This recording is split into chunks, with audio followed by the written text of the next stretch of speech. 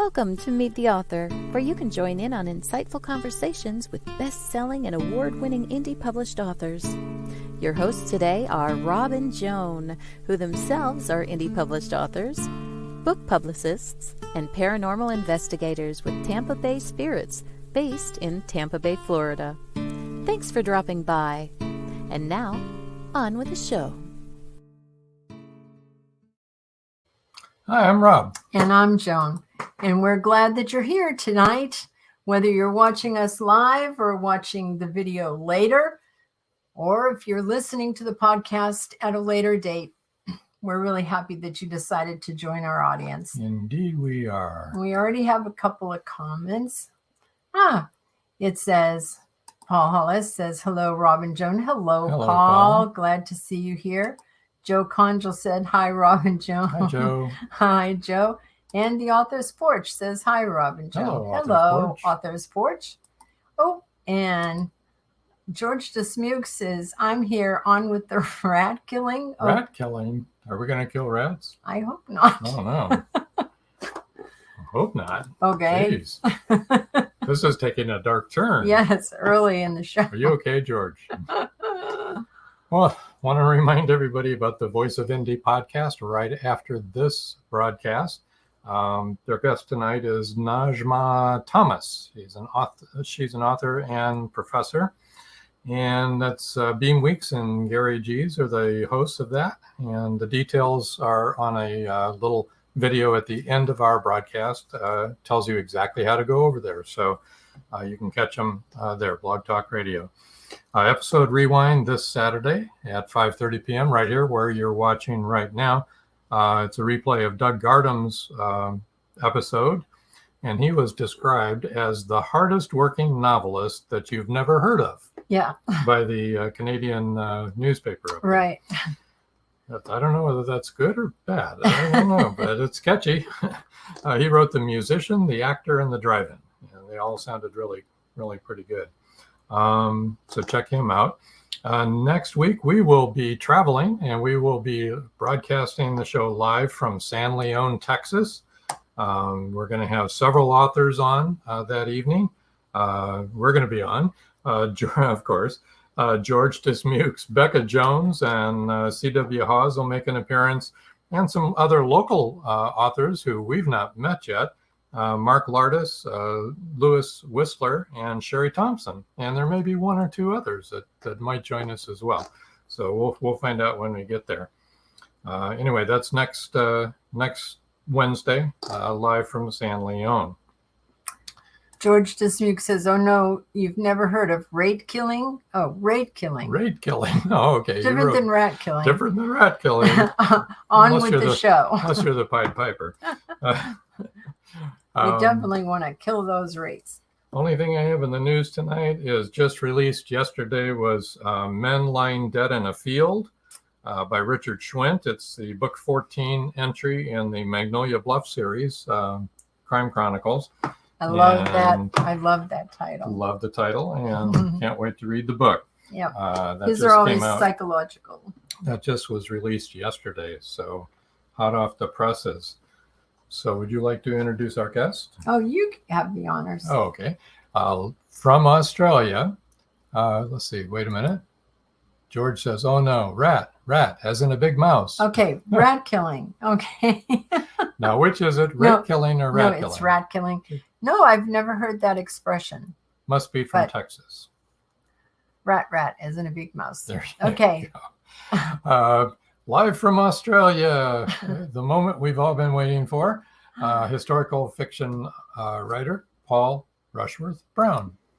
Hello, Paul. Hi, Rob. Hi, Joan. How are you? Welcome to sunny Sydney. Thank you. Great and it's morning there, right? So we should say good morning. Good morning to you. 9 o'clock. So you're talking to us from the future. Yeah. Oh, is it Thursday? I love time travel. Yeah, time traveling is wonderful. Is it Thursday morning there? Wednesday. Oh. It's Wednesday morning. Sorry, Thursday morning. Yeah. Okay. Okay. Now wait a minute. Yeah. Sorry, I'm getting confused. Is Is it rape killing or rat killing? Is it Wednesday or is it Thursday? This is a crazy show. Actually, I think George is actually referring to a scene in my novel Skulduggery, where it describes rat baiting. So, which was actually sort of like a kind of gambling or sport back in the 16th, 17th century in England. Wow. Okay. So obviously he's read Skulduggery. So Joe Conja wants to know, is he really there? LOL. Yeah. Since he doesn't know whether it's Wednesday or Thursday. Yeah, he's really there. And the author's porch says, nice to see you, Paul. Hope the future is treating you well. Now, if that would only work for stock options, but it doesn't. No. Oh, well. Oh, well. I mean, we can't ask you who won the Kentucky Derby or anything like that. No, it doesn't work that way. It doesn't work that way. I can tell you that New South Wales lost the rugby league the other night. That's about it. That was passed. George says, see, this guy knows his history. Thank you, Paul. There you go. That's why we have Paul on here, George. And that's why we have George in the audience. There you go. Mm-hmm. So you were on our show before. What else? What's happened since you were on before? Oh, some very interesting, exciting things have happened. So you might notice the back of my chair there. I've actually linked up with the author's porch, and they actually sponsor me, and I actually have their featured in their magazine this coming July, which is quite exciting. It's quite a lovely magazine, actually. It's got for anybody who's right into reading. There's some amazing articles in here about different authors and their features and the books that they've written, and there's even a which I liked. There's even a something called a cosmic corner, which gives you your what's it called? A horoscope. Yeah. So listen to mine. Gemini, after Mars' recent 7th month retrograde, in Gemini, you have been inspired to communicate, collaborate, and create with compassion. Show up as a star you are at heart. Cool. My lucky color is pink, and my lucky numbers are 2 and 3. Well, how about that? 2023. So yeah, there you go. It must be your lucky year. Yeah. So obviously, been working really hard on marketing of Red Winter Journey and Skulduggery. My third novel, Dream of Courage. This is just a mock-up. Dream of Courage is coming out in November, published by Shawline Publishing in Melbourne. I have to get this done like this because my wife likes to read them and critique my work. She's my best fan and my biggest critic. We've got a few comments. Joe Conchel says Back to the Future Part 4. And the author's porch tells us Joanne Angel Barry Colin is a fantastic astrologer. Marjorie Daring says, oops, late tonight by not by too much. Hi, Marjorie. Welcome to the show. And Joe Conchel has a question. Is the magazine electronic format and paper? Yeah. It's so you can get it on Amazon. If you just do a search on, if you go to the Author's Porch website and just click on the links there, that takes you straight to Amazon. I think the electronic copy is something like $2.99, and obviously you can order the paper copy as well. Is it the authorsporch.com? Yeah. Okay. It's actually, but if you do a Google search on the Author's Porch magazine, that's probably better. Okay, cool. Okay. Right. Okay. Awesome. Well, that's pretty exciting. And I understand you're writing your third book, right? So first, let's go over your first books, Red Winter Journey. Okay. Yeah. So that was my second. That was my second novel. Oh, There's was my it? First Skulduggery. Skulduggery was the Skulduggery. It was published in 2021, I originally self-published it, and then Shawline Publishing down in Melbourne picked it up and republished it, and distributed it, marketed it, and then obviously I've signed a contract with them for Red Winter Journey and Dream of Courage, which comes out next November. So been with them for quite a while now. That's what he just Okay. said. Yeah. Dream of Courage. Yeah. That's a pretty cover. Yeah, it's a bit of a mock cover actually. Shawline Publishing will come up with a better one, believe me. Oh, I really enjoyed it. Yeah, I mean, looking at their covers, it's so exciting when you sort of like get a book out from them, because I mean, they're sort of like graphic artists are wonderful. You know, they just they really represent the story with their cover. And you know, Red Winter Journey. You know, there's a sort of like a father holding his young son's hand, and that novel is actually a journey.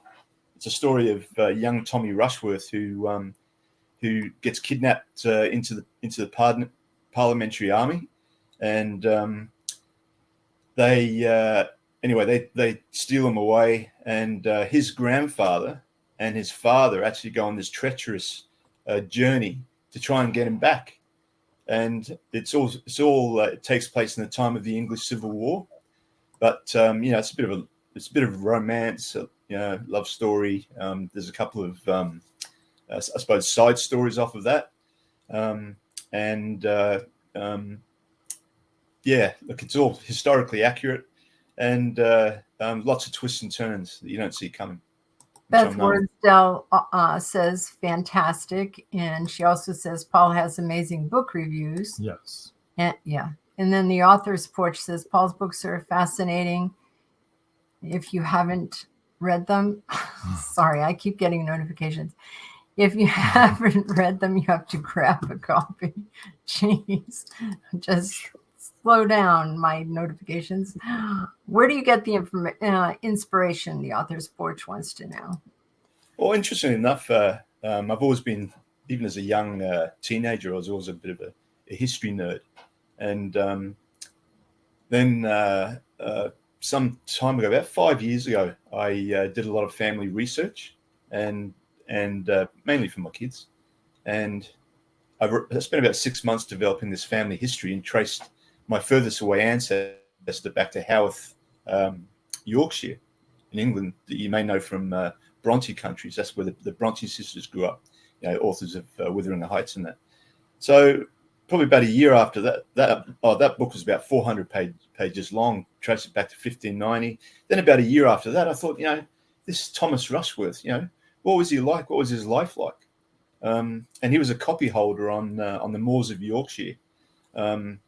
And I've been there a number of times, and yeah, it's sort of like an amazing place. Freezing cold even in summer, wild. You got moors, you got dales, you got. Anyway, it really sort of like I was really intrigued by what his life would have been like, because I actually found his name on a manor court roll, and he was called a copy holder, and he basically tenanted a 10-acre block of land from Lord Birkhead Esquire, who was actually a real lord and lived at in the Haworth Manor in Yorkshire. And so a copy holder, basically it's like a contract. He gets a copy of it. The Lord's man gets a copy of it. And what he does is he had to work for the Lord 3 days a week on the Lord's land so that he could basically tenant this 10 acres. And then of that 10 acres, a lot of that would have to go back to the Lord, and then obviously tithe to the church. So that was his life. And as we talked about before, the first time that you were on the show, most of us really are from peasant stock. Yeah, probably 80%, 85% of people in the Western world would have come from peasant stock. You were Irish, aren't you? Yeah. Irish background. Yeah. Yeah. Yep. And I know I'm from peasant stock. Yeah. And, just, I mean, my ancestors were a rough lot. You know, they worked with sheep, and you know, their lives were basically survival. Pretty much the same as the Irish. A rough lot and worked with sheep. Yeah. Bought a sheep and you know, there's all my books are sort of like true to life, because they're very, very accurately portrayed, historic-wise, very, very heavily researched. And in Skulduggery and Red Winter Journey, even sort of like the local tavern in Haworth called the King's Arms is actually it's almost like a character in the novel. And you know, what happens in that tavern is you know, it's interesting. I'm not going to say too much, but yeah, don't give it all away. As I said, lots of twists and turns. Sorry, I said, yeah, don't give them it all away. You need to save some for the book. So Joe Conjal said he's half Irish and half Italian. Oh, Joe, I pity your poor mother. That's an interesting combination. Uh-huh. It is. Must have been a fiery household. Yeah. So it's really interesting that you know, you spent all that time doing the research. How long do you think it actually took you to research all of that? It usually takes me about a year to write a novel. And that includes the research? Yeah, including the research. Okay. And then interestingly enough, I don't plan anything. You know, I just write research, and basically build up this story around these wonderful characters that have the same names as my ancestors. Yeah. So awesome. It's not a family story. It's more of a sort of like interesting historical, fictional mystery adventure. Skulduggery is a bit of a whodunit. A little bit of romance tucked in there. And I was just thinking about that this morning. You know, like in Skulduggery, there's a marriage, and it was quite amazing researching how a marriage worked back there in the 17th century. For instance, that in sort of like, you know, the beginning of the 1600s, they didn't have a marriage. Basically, what they did is they took barns, B-A-N-N-S, and what they had to do is, and keeping in mind that this is in the time of the English Reformation, right? Skulduggery, and so that's when you know, a lot of the Catholics were being ostracized, and a lot of the priests were actually killed, and the Catholic people were trying to hide them and all that type of thing. But getting back to the marriage, the barns, what they had to do is, if a man and a wife wanted to be together, they'd have to stand up in church 3 times every month for 3 months, and the preacher would actually say, "This is Thomas Rushworth and Agnes Hargreaves. Does anybody have any issues with these 2 people basically becoming man and wife?" And if nobody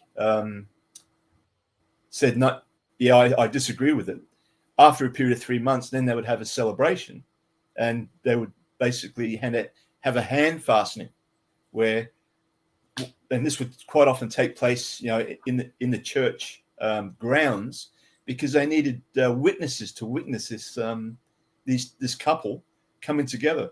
So they just put their hands together, and the priest would tie a ribbon around their hands, and then of course it was off to the big celebration afterwards. How long did they have to keep the ribbon on there? just a couple of minutes. Oh, okay. That was also an Irish tradition, the hand fastening. And when And when I was young, actually, you still had to read the banns in the church for 3 months before the wedding. Is that right? Yeah, in the Catholic Church when I grew up. But I'm really old, so I'm not that old as the time of Skulduggery, but I'm old. I mean, I was thinking the other day, I think they actually photoshopped some of the wrinkles out of my forehead and gave me a little bit more hair. So thanks to them for that.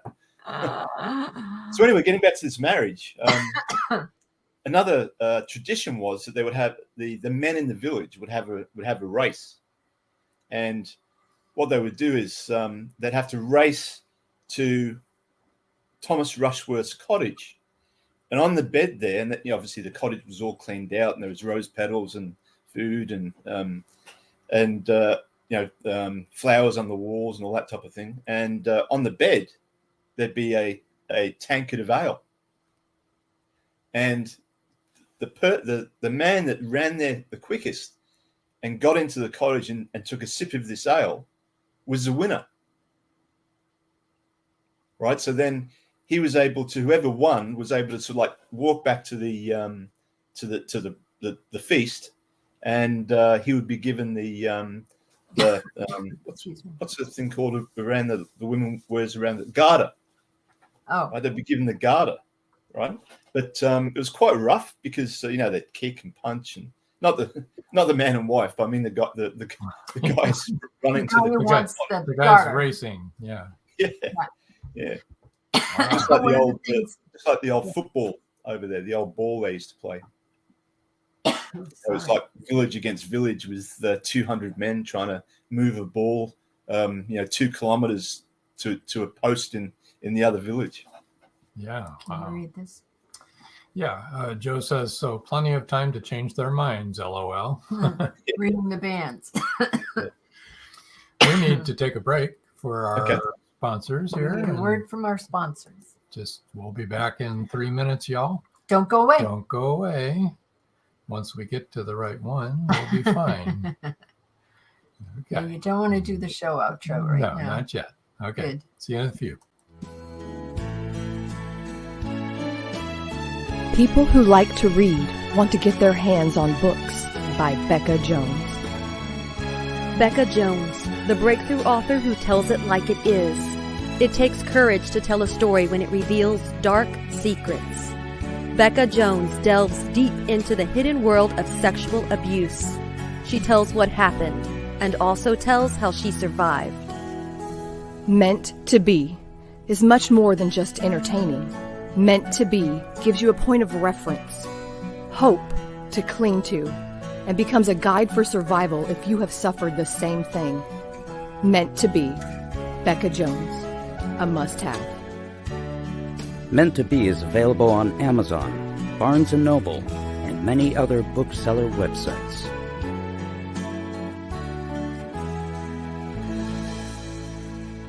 It's 1919. Back from the war in Europe, Eric Lasko returns to Floodwood Station, Ohio, the small coal mining town he calls home. There, he faces new foes. One poses a threat to his personal long-term relationship. The other is lurking in the adjacent Hocking Hills State Forest, a vicious, incredibly lethal beast driven by bloodlust. An 11-year-old girl and an old man have seen the creature, but no one believes the claims of a young child and a known drunk. When the first body is found, Eric, his father and brother, become suspects in his grisly death. To clear himself and his family, Eric must prove the beast exists. As the gruesome body count rises, the immigrant miners realize what's stalking their town. Every country calls it by a different name, but the creature is the same. Werewolf. Who is it? The residents reach a conclusion, but are they right?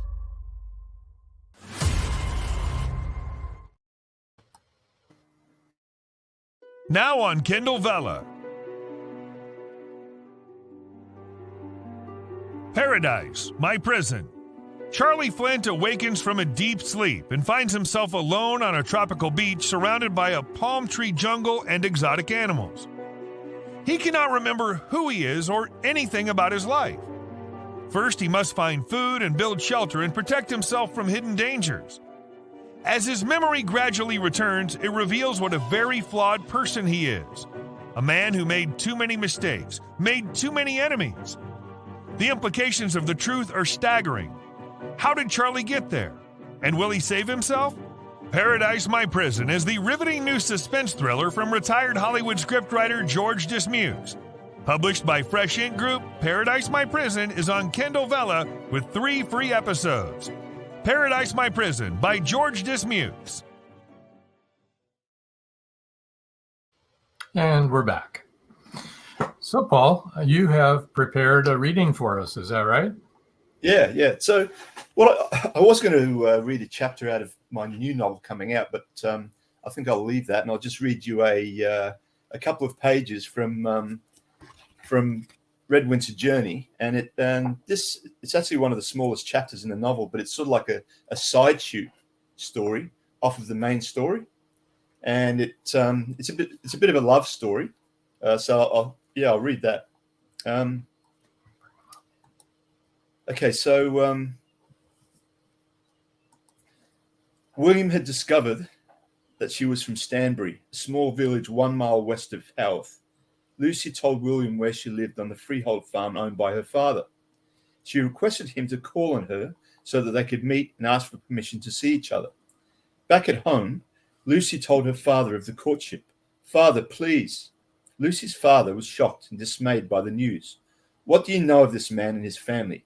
They are good, they're honest." "Lucy, you do not need to shout." Lucy's father walked into the sitting room and sat down on the high-backed wooden chair near the fire. Lucy followed him in and quietened her tone respectfully and stood in front of him. "Family, father." The father looked into the fire.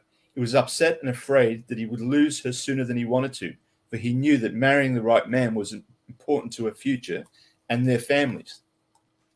He thought about the importance of this union. Lucy would be labelled according to the status of her husband. Yes, she did have a dubious reputation locally from working at the King's Arms, but that was all a ruse that her future husband would never need to know about. No, he wanted her to have a better life than what he had, so it was paramount that she married a man of higher station, a man with lands, a man with means. Her father looked at her curiously. "Yes, and does he own lands?" Lucy paused. "I'm not sure, father. I know he's a freeman." This comment angered him. "A freeman? That's all you know? And how do you know this man? Please don't say the King's Arms. What's his name?" Lucy paused again and lowered her voice, expecting the worst. "His name's William Rushworth." "William Rushworth?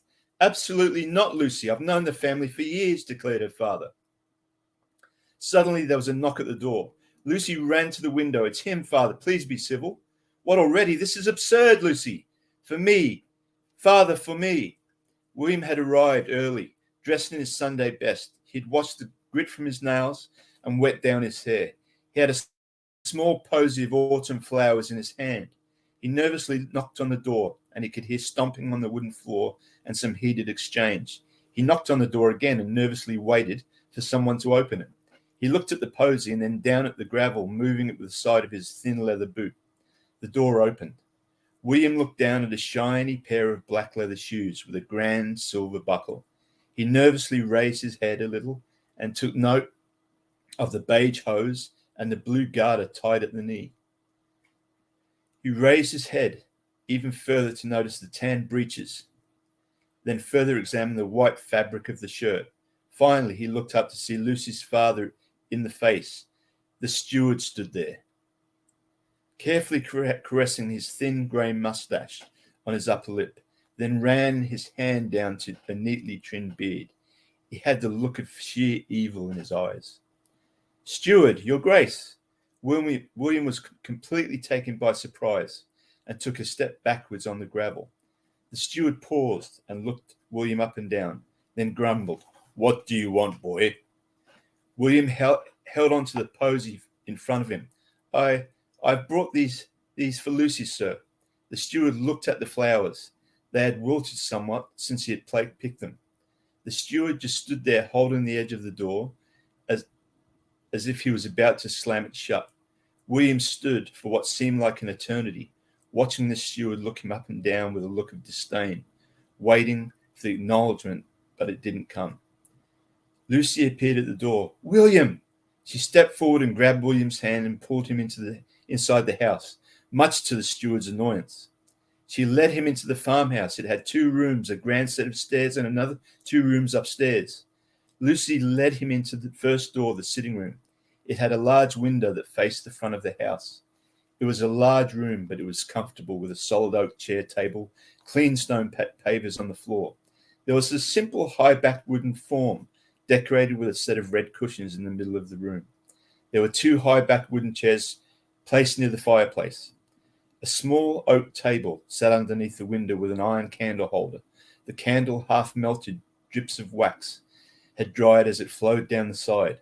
Lucy nervously waited for her father to enter the room. The steward entered. "Lucy, wait for us in the kitchen, please." "Father, please don't."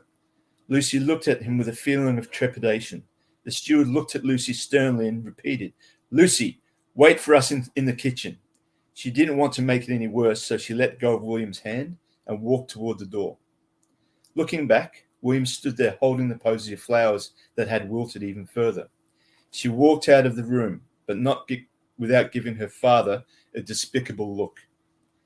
Lucy stopped, sadness in her eyes. She took one more look at William before closing the door slowly to prolong their parting.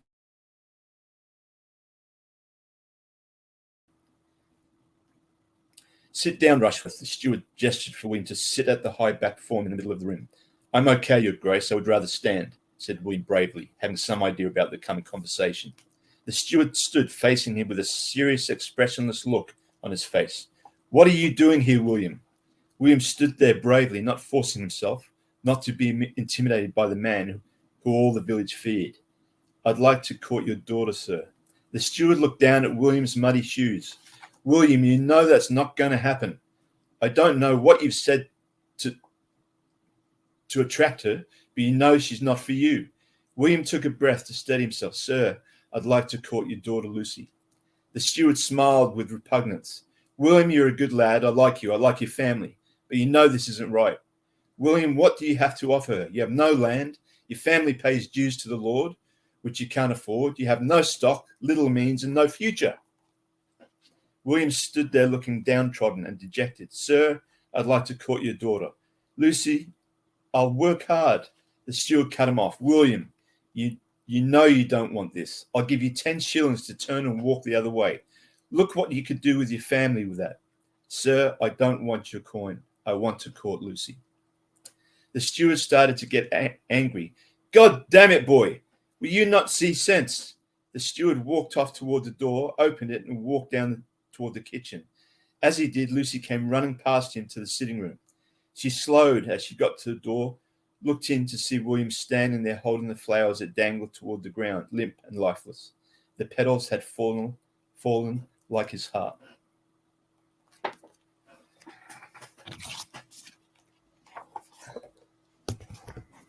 Can't hear you. There's no sound. There we go. There. Sorry. So what happened? That's all right. We want to know what happened. Yeah. But that's okay. You'll have to buy the book. Yes, there you go. That's right. That was really good, though. Really good. That was good. So they were actually from 2 different classes. I mean, yeah. Hmm. And wow. it's quite interesting, the background of that, and also what happens. And a lot of people don't know this, but Skulduggery, Red Winter Journey, and Dream of Courage is actually a series. But I've written it in such a way that you can either pick up one of the books and read it on itself, by itself, or you can read all 3, and they lightly join generationally. Right. So if you know William and Lucy in Skulduggery, their sort of like life continues a little bit as a side story in Red Winter Journey. Excellent. Joe Conjal says, "Awesome reading. Love it. I'm hooked. Now I want all my books read in an Australian accent." Thanks, Joe. It It was really good. So I'm interested to know, did that happen during that day that someone from another class could marry up like that? Oh, look, as you know, back then, England was very divided by class. Oh, yeah. And but I mean, there was really. I don't want to give you any spoilers. No, don't. So it could happen. It could happen, but it was a very difficult situation because with the peasant people, not so much with the lords and the ladies and the rich, but with the peasant people, usually the women had more of a say in who they were going to be together with, whereas with the richer people and the lords and the ladies, it was usually the father that actually determined who they were going to marry, because obviously quite often those marriages with rich people were more a financial and political joining rather than love. Right. Well, that's really fascinating. He was certainly persistent, wasn't he? Yes, not faint of heart, our William. Yeah, and he has a difficult. I'll just say this: he has a difficult time of it. Yeah, I'm sure. And of course, without his brother and his stepfather around, because they were off journeying through Yorkshire in wintertime, trying to get their son back. So really, he had no real support as he was going through that. Well, good for him.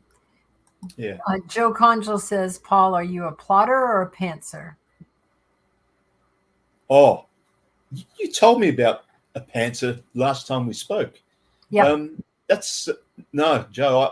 I never plan anything. I just start writing. People sort of say, pantser. People say to me, "Where does it come from?" And I say, I have absolutely no idea. I just sit down at the computer and start typing, and all these crazy ideas come out of my head. I suppose I've got a good imagination, and I really like that. I suppose when I don't plan, it gives me so much freedom to put twists of plot and that type of thing into the books. And I'll just be typing away, and all of a sudden I'll think, oh, wouldn't that be interesting if this particular character did this or was that or that type of thing. So it gives me an enormous amount of freedom, and I just love putting those plot twists in my novels.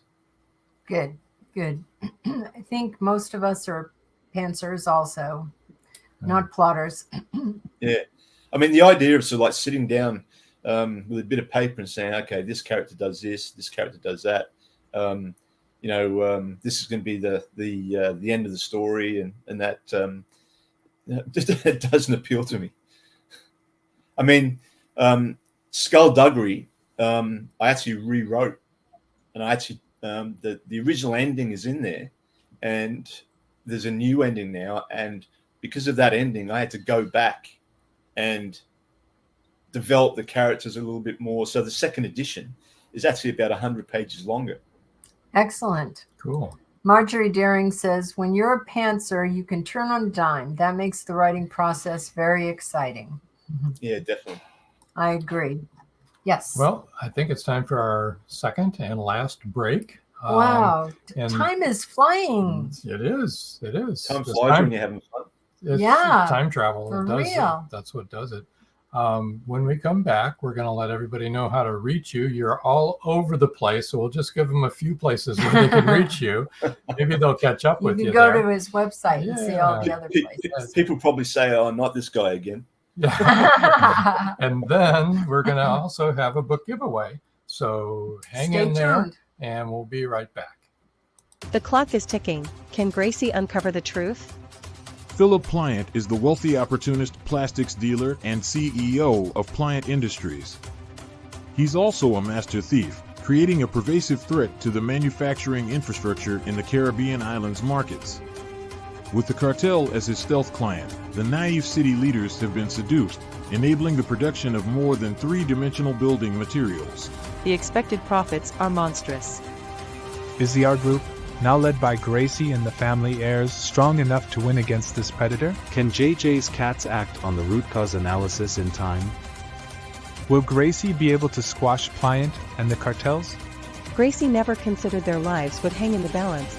The clock is ticking. 5, 4, 3.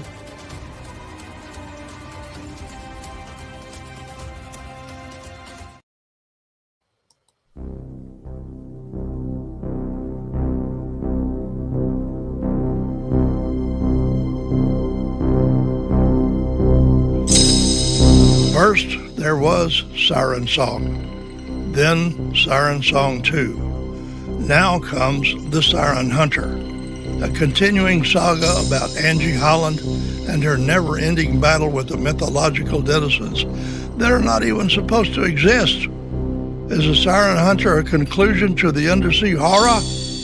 Only the sirens know for sure. The Siren Hunter. Now available on Amazon, Barnes & Noble, and many other bookseller websites. Or contact this podcast. The trilogy is complete.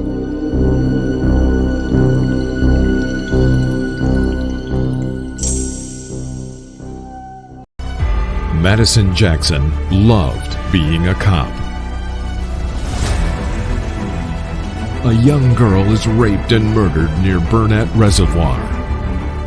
Madison vows to get justice for the child. Madison travels to the heart of Mexican cartel country. She is kidnapped, tortured. Will Madison ever make it home?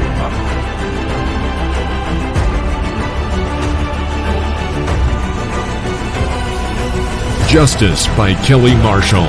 Only at Amazon.com. Welcome back. And George Dismuke says, love the Australian accent. So people from down under really do sound like Crocodile Dundee. I don't know about that, but I had a number of accents in my life. Just while before I forget, can I just do a bit of a shout out to Author's Porch magazine, on the Author's Porch magazine. CJ and Rudy have worked tirelessly to develop that magazine, and obviously with me as a feature. And also there's one other person, my PA, Haley. She does all my social media stuff and some articles and that. So big shout out to her. She's just worked tirelessly. All right. Awesome. Well, it shows because you're out there. Not out there, but all over social media. That's what I mean. Yeah. Anyway, let's tell everybody where they can reach you, and then we're going to do the book giveaway. And so, first of all, it's on his website is Paul Rushworth-Brown Skulduggery Winter of Red.com. That's a whole lot of letters. That's PaulRushworthBrown SkulduggeryWinterofred.com.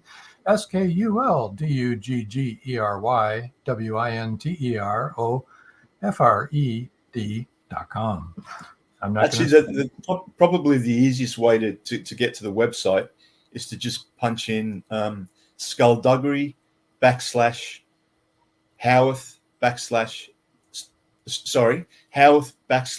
/Skulduggery /Australia, and that'll take you straight to the website. Okay. Cool. Everybody got that? I'm not going to spell all that. All right. Next is Facebook. It's author Paul Rushworth-Brown. And on Twitter, @Brown9Paul. And LinkedIn is Paul Rushworth-Brown. And Brown. And email, we've got paulbrown630 @gmail.com. And for the book giveaway, we're talking about the book giveaway. The first 3 people to email paulbrown630@gmail.com will win an ebook copy of Red Winter Journey. So get typing there, guys. And also, what I'll do is, because Authors on the Porch is in the US, I'll organize for a free copy of their magazine to be sent out to them as well. Ooh, awesome. Okay, that's awesome. Or at least, if it's not the paper copy, a electronic copy. Is that for anybody that contacts you, or just the people that win? Just the people that win the 3 Okay, books. all right. The three people. The 3 that lucky win it. people. Yeah. Okay, that's cool. That's not only a wonderful novel, but also a nice bonus there with that magazine. Yeah, That's typing, cool. Joe. The magazine looks very interesting. So. Yeah, I know Joe was interested in reading it. Yeah, yeah. So this is your chance to read it for free, the first copy. So we haven't touched on it much, but your newest one that's coming out. When does that come out? Comes out in November. November. It's just going through the editing process now. Okay. Dream of Courage. Can you give us a little bit of a synopsis on that one in particular? Sure. So it takes place after the English Civil War, where both the Parliamentary Army and the Royalists have basically destroyed food crops and killed all the animals, and people are starving, and the Rushworths are in the same boat. Anyway, John and Robert Rushworth, they need to leave because obviously the family have enough mouths to feed as it is. So they're getting a bit older, and they decide to leave, and they go to the closest major city, Leeds, which a lot of people were doing at the time, to make their fortune, really, because they wanted to make their fortune and obviously help their family out. So they go to Leeds, and they meet up with the wrong crowd, so to speak. And Robert gets himself into a bit of trouble. John's the good one. He finds a job in a wool mill, but Robert, how can I say this? He just gets in with the wrong people, breaks a couple of laws, and it's so many twists and turns. I've just got to be so careful. There's a guy by the name of Jacob Wilding, who's actually a brogger. And what a brogger is somebody that is sort of like a middleman. Around that time, this was sort of like the development of sort of like the middle class and the manufacturing class. And what the brogger did is he bought wool from farmers and sold it at a higher price to clothiers or people that make cloth. But what they do is they'd stick a lot of the wool away and wait for prices to go up and then sell it. But what happened, Jacob Wilding borrows money from the company and he can't pay it back because the king decides that brogging is to be outlawed. Even though it was still occurring, it was outlawed. So he couldn't sell his wool. He owed the company, £20 or whatever. And so they want to get to him. So to make a long story short, he ends up chasing or trying to find Robert Rushworth and take him back to Leeds because he'd done something illegal to hang. Ooh. So then there's a love story in there between, you don't know whether Ursula and Robert will ever be together. Is he going to be hanged? Is he ever going to see his family again? And then he spends time in a Leeds prison, which is quite interesting in itself. So this takes place like in the 1650s, or no, it'd be sort of like the mid 1700s. Or the 1700s. Yeah. Okay. So it's the English Civil War started in 1642 and ended in 1651. Yeah. Yeah. So it's probably beginning of the 1700s. Yeah. Okay. Yeah.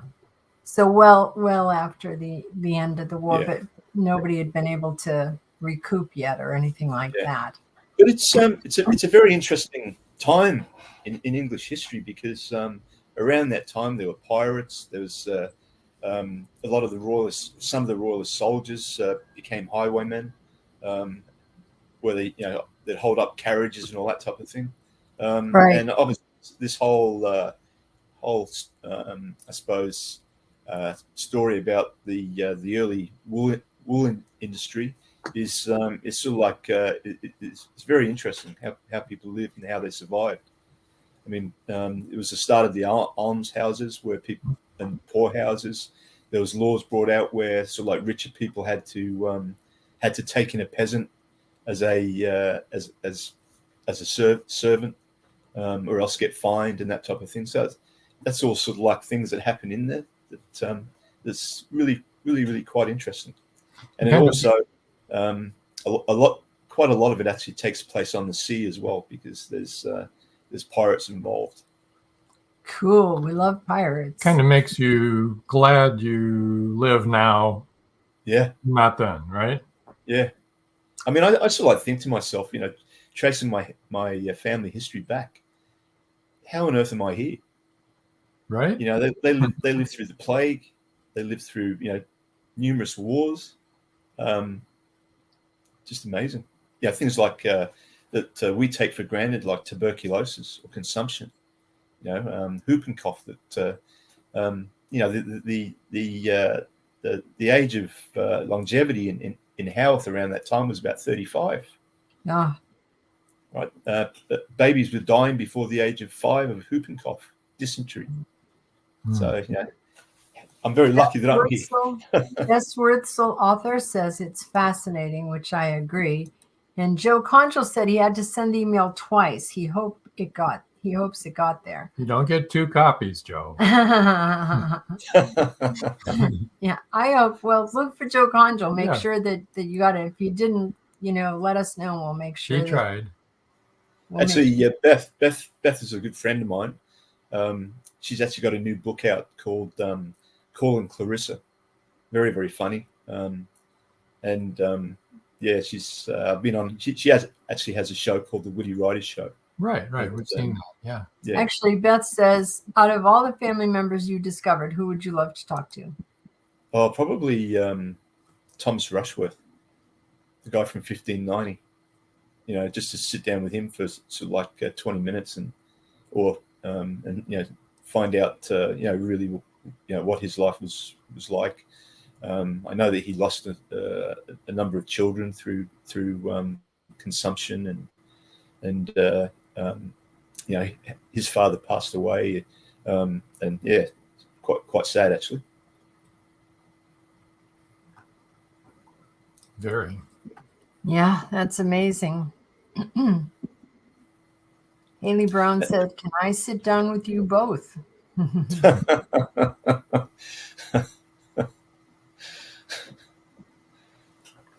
Yeah, that's my PA. Thanks for joining us. Yeah. Welcome aboard. Doing a good job, for real. Yeah, I don't think I'd want to live in the 1500s. No. Or the 1700s. No. I was saying before about that there's this abandoned building. It's called Top Withens, and it's on the moors just outside Howarth, in Yorkshire. And that was sort of like the story of Charlotte Bronte's Wuthering Heights was actually set, so like they think it was set so like around Top Withens. And my wife and I went to Howarth and sort of like hiked up into the moors to see this abandoned building. And this was in the middle of summer, and we both had sort of like windbreak jackets on, and it was freezing. I mean, it took us about probably a good half an hour to walk up there, but once we got up there, I couldn't believe how cold it was, and that was in summer. Imagine winter time when there's 2 foot of snow on the ground, no central heating.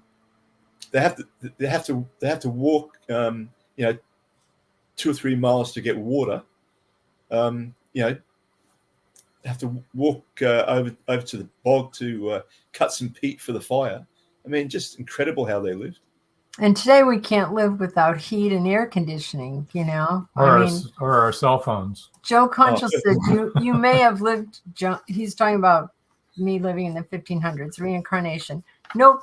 I don't do reincarnation. Once is enough for me. This is hard enough. I don't want to do it 500 times. Thanks a lot. Beth wants to know, have you been able to find any of your old family's homes?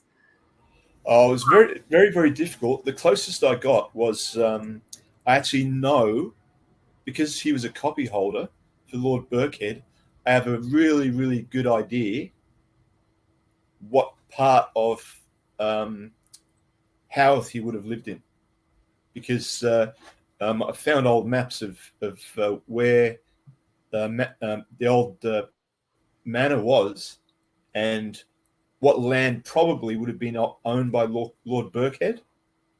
So I have a very, very good idea, and because he was a copy holder, a very, very good idea of where he probably would have lived.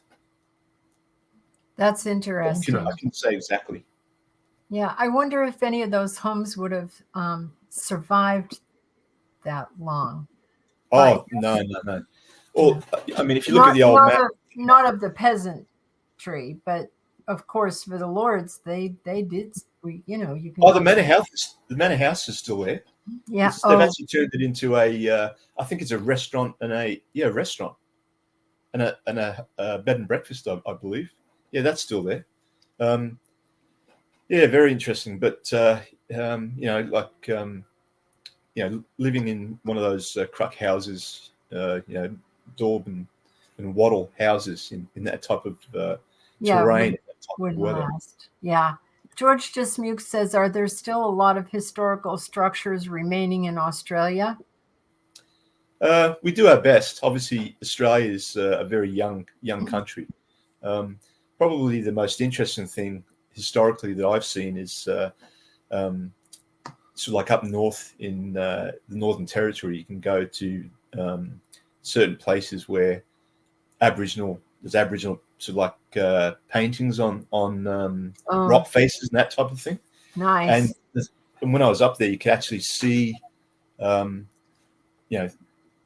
thousands of year old paintings of kangaroos and wallabies. But even later, there's actually very crude paintings of the old tall ships that used to float by. Isn't that amazing? Neat. Yeah, that's I bet you love looking at that. Yeah, it's incredible. And for real. We had this Aboriginal gentleman take us all up through the escarpments, and you actually need a special visa to go in there. And in the rainy season, it's actually cut off. You can't get in there. So the only way they can get out is by helicopter or plane. And it's like this particular town that we went to.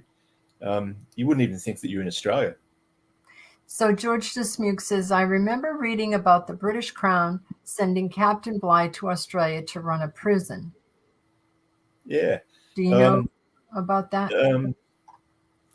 I mean, there's a number of really old prisons in Australia. There's one in Tasmania, and there's one in Fanny Bay, and they're really, great. So, like, if you're interested in history, they're great sort of like places to wander around and see how they were treated. The tiny little cells that they lived in and that type of thing. So yeah, that's definitely another historical adventure in Australia. I know that. Go ahead. I was going to say, I know that some of the prisons are haunted there. Is that right?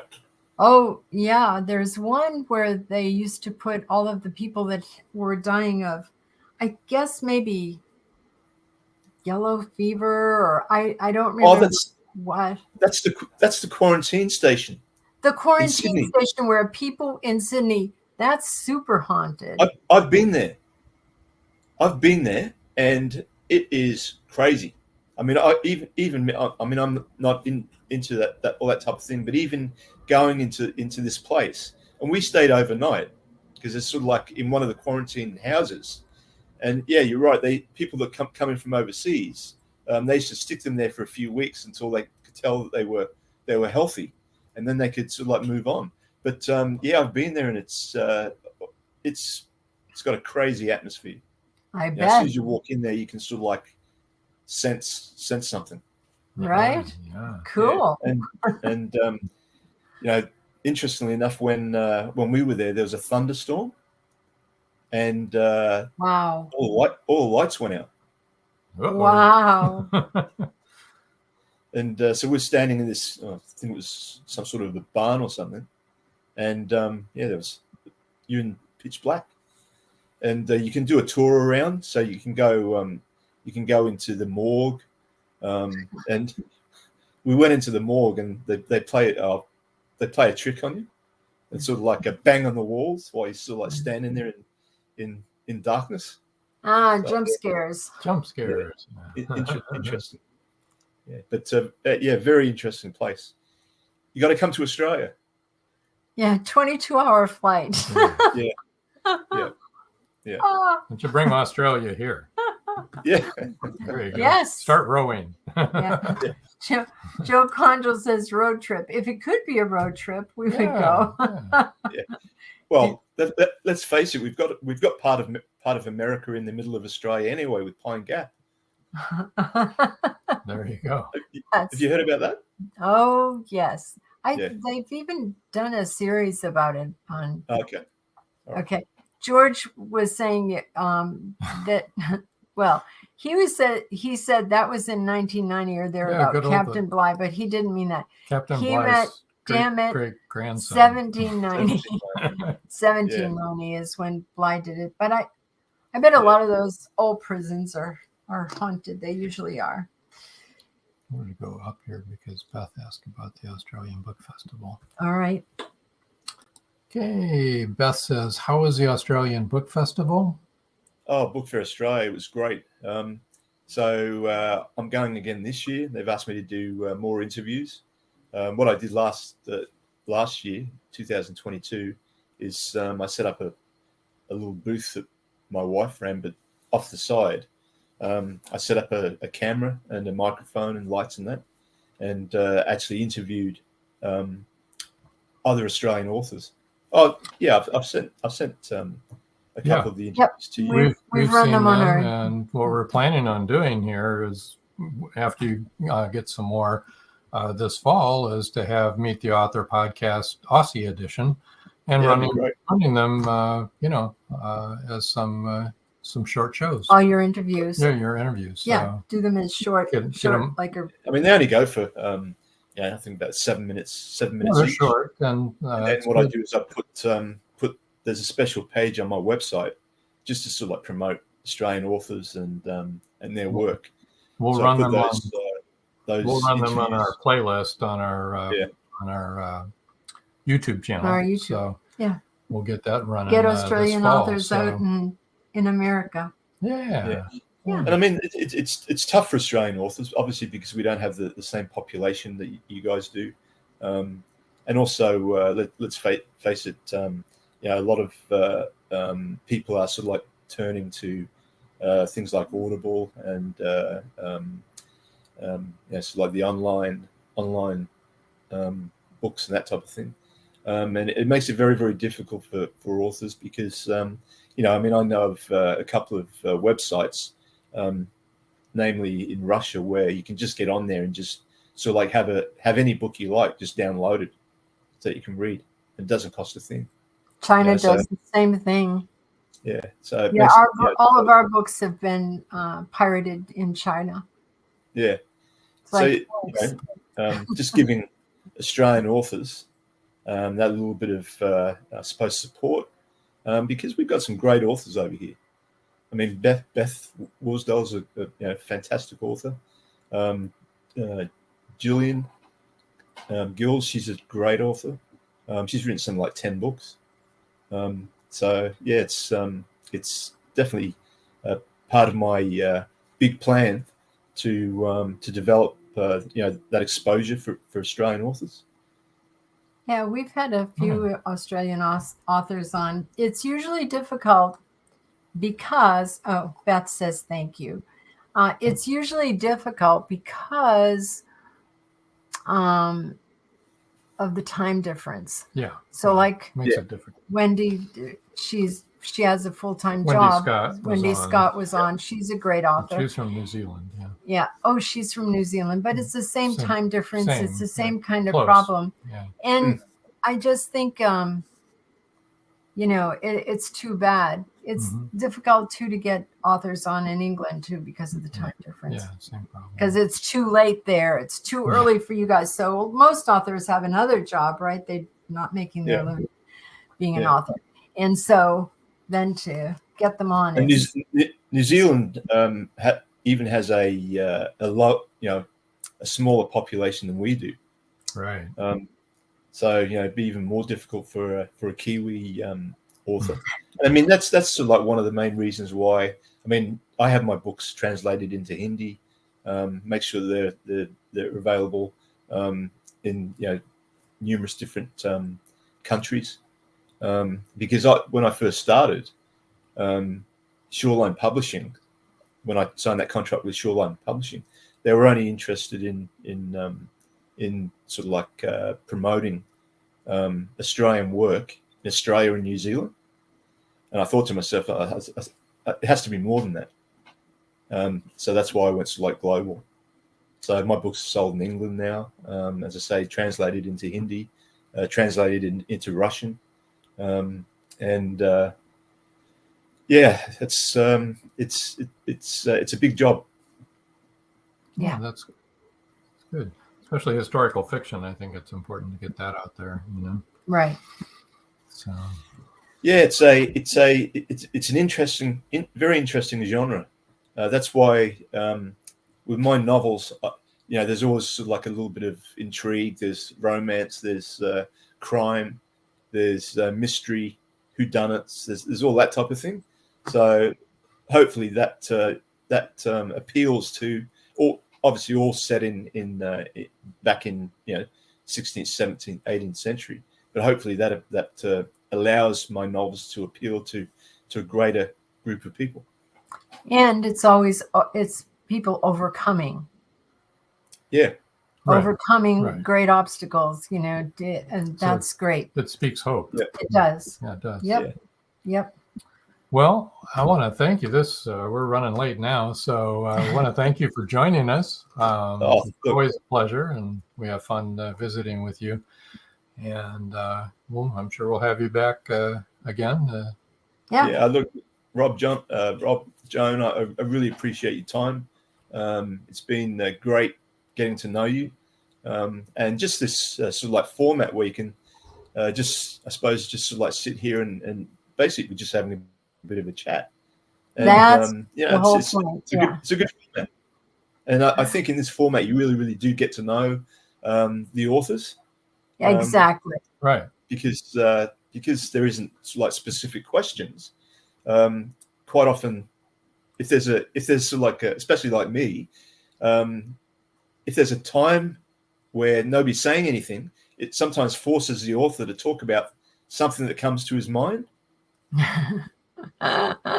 So and quite often that can show something else about that particular author, which is great. Right. So I thank you very much for your time and for your You're efforts. welcome. Thank you also. We appreciate you. Joe Conjal said, great show tonight. Thank you, Paul. And of course, Rob and Joan. Thanks, Joe. George the Smook says, got a boogie. Great listening to you, Paul. Interesting how much we have in common. Thanks, George. And Beth says, Paul, you're always awesome to watch. Thanks, Beth. Okay, well, stay right where you're at, Paul. We're going to move you over to the side here, like that. And then wait till we come back to you. Sure. In the news, I did have one thing we didn't talk about. But next week, of course, we're going to be traveling. Live from San Leon is where we're going to be broadcasting. But on Monday the 3rd, of July, we're going to be streaming live from Haunted Hill House in Mineral Wells, Texas. And that's going to be an investigation, paranormal investigation. It's at 8 p.m. Eastern time here in the U.S. So do your math and change everything that you got to. It's going to be at least a couple-hour show probably, and we'll be there a lot longer than a couple of hours. We're going to be there all night. We'll be there until in the morning. Then we'll have another show where we'll show a lot of our results from that investigation. If we get results. Yeah, and hopefully we will. Yeah. And then on the 5th, Wednesday, the 5th, on our regular show, Meet the Author, we're going to be live from Fort Worth, Texas, with a few of our favorite authors there. So that's what's coming up, folks. And I want to thank everybody for joining us tonight. And do you have anything else you would like to talk about? No, I do not. I think I am done. Stay tuned for Voice of Indie podcast instructions are coming right up. And until next time. That's all, folks. Night. Good night.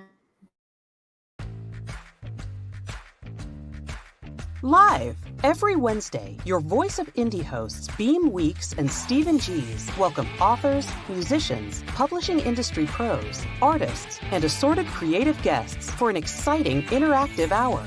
Call in during the show or post questions and comments on Twitter for responses in real time. Meet your favorite indie creators, learn inside tips, network, and promote your work. The link for each week's show is pinned on Twitter atop @VoiceOfIndie, and you can receive the link every Wednesday morning in your inbox by subscribing to our newsletter at freshinkgroup.com. Check out Voice of Indie every Wednesday on Blog Talk Radio and catch hundreds of episodes archived everywhere from our websites to our YouTube channel and Spotify. Thank you for joining us here on Meet the Author. Make sure you stay up to date with our show by clicking like, follow, and share. And you can find us on Spotify, iTunes, and more. See you next time on WLFE-DB.com.